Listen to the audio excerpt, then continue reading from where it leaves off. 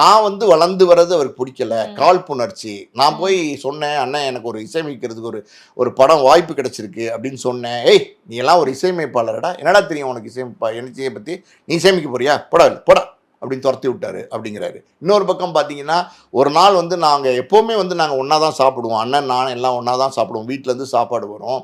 அப்போ உட்கார சாப்பிட்றதுக்கு போய் தட்டு எடுத்துட்டு நான் உட்காரும் போது பார்த்தீங்கன்னா, டேய் நீ இங்கே உட்காராத, இனிமேல் நீ வெளியில் போய் சாப்பிடு அப்படின்னு என்னை துரத்தி விட்டாரு.